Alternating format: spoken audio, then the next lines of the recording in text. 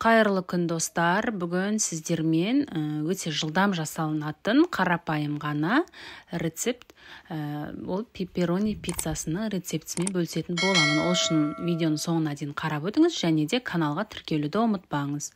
Алдымен бізге 1 стақан жылы суымыз керек, үстінен жарты шай қасық тұз керек, 1 шай қасық қант керек, және жарты шай қасық құрғақ ашытқымыз керек. Жылы суымызға қосып, араластырып аламыз. Біздің қантымыз және де ашытқымыз ерігенше толықтай венчикпен араластырып отыру керек.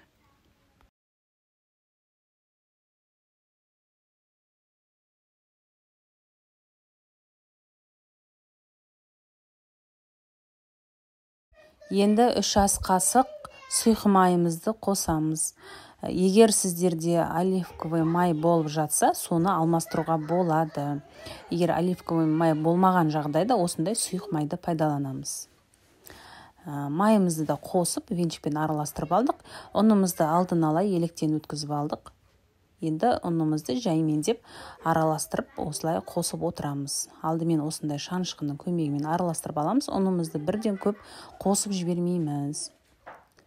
Енді қамырымыз кішкене біріккен соң, үстіне тағы да ұнымызды қосып, қолымызбенен қамыр илейміз.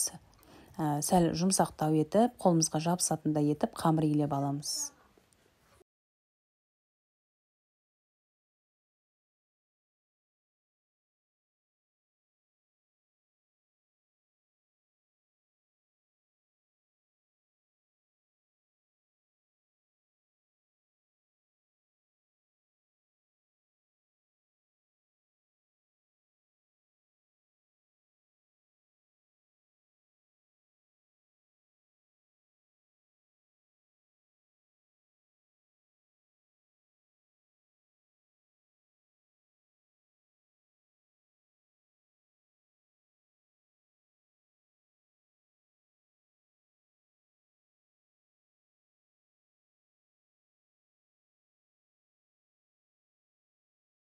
Қамырымызды илеп алдық. Енді мұны бетін жауып, жарты сағатқа жылы жерге қойып қоямыз. Біздің қамырымыз сонда кішкене көтеріледі. Енді бізге керек заттарымызды дайындап аламыз. Мен сырымызды алдын ала үкіштен өткізіп алдым. Үкіштің ірі көзімен өткізіп аламыз. Және де осындай кішкене ғана черри қызанағын. Осыны дөңгелекше етіп турап аламыз. Немесе үлкен қызанақты да қосып жіберсеңіздер болады.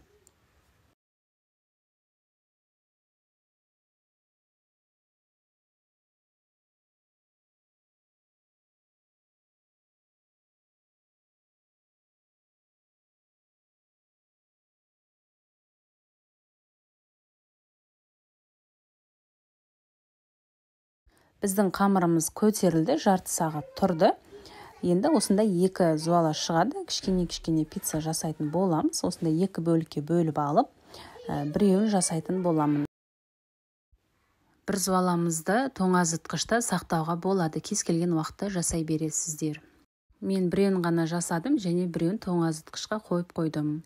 Оны кез келген уақытта жасаймын. Енді қамырымызды осындай қолымызбен әбден үлкетіп аламыз көлемін. Сосын ортасынан жан-жағына үлкете отырып жасап аламыз алдын ала.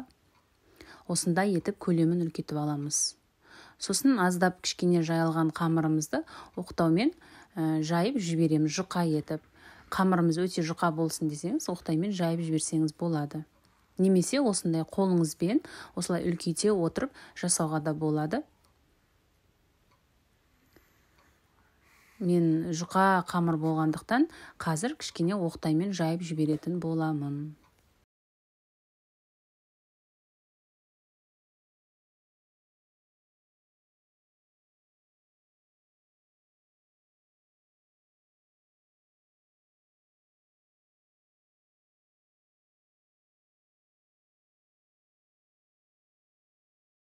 Қамырымызды толықтай жайып алдым. Мінекей, енді жан-жағын осындай етіп өріп аламыз, әсемдеп. Ыдысымызға салып аламыз противенге. Ыдысымыздың астын майлаудың қажеті жоқ. Алдын ала пешімізді қыздырып қоямыз. Енді әркімнің пеші әртүрлі болғандықтан 200 градуста немесе 190 градуста пісіріп алсаңыздар болады сіздер. Мен пешімді 220 градусқа қойып қоямын.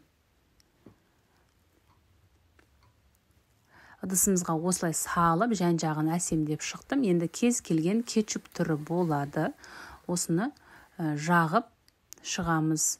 Немесе сіздер қолдан томат пастасымен осындай соусын дайындап алсаңыздар болады алдын ала. Мен жылдам жасағандықтан осындай кетчупты қоса салдым. Кесечкамен осындай етіп әбден жағып аламыз. Сосын үстінен үккіштен өткізілген кез келген сырымызды қосамыз.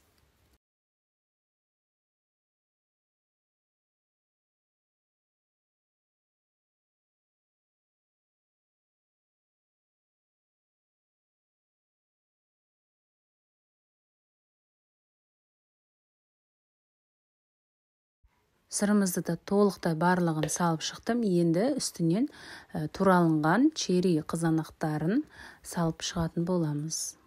Бетіне осындай етіп салып шықсаңыздар болады. Өз қалауыңыз бойынша қоясыздар әрине.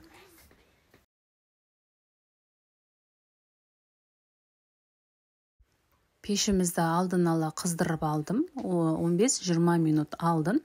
Және де 220 градуста жарты сағатта пісіп шықты. 25-30 минутта пісіріп аласыздар. Егер сіздердің пештеріңіз тым қатты қызатын болса, 190-200 градуста пісіріп ала берсеңіздер болады. Біздің пиццамыз дайын болды. Ып-ыстық болып тұр. Енді ғана шықты пештен. Сол себепті де қолмен ұстатпайтындай етіп тұр. Пышақпен осындай кесіп алып, қазір арасын көрсететін боламын. Қамыры өте жұқа болды, әрі жылдам жасалынады бұл. Мінеге арасында кесіп көрсетіп жатырмын. Қамыры өте нәзік болды, әрі өте дәмді болды. Жұп-жұқа етіп жасап алдым. Егер сіздерге видео ұнаған болса, каналға тіркеліп қойыңыздар. Алда қарапайым ғана, қолжетімді ғана рецептілер болады. Видео ұнаған болса, пікір қалдырып, ұнату белгісін басып қойыңыздар. Және де каналға тіркелуді ұмытпаңыз. Назарларыңызға рахмет.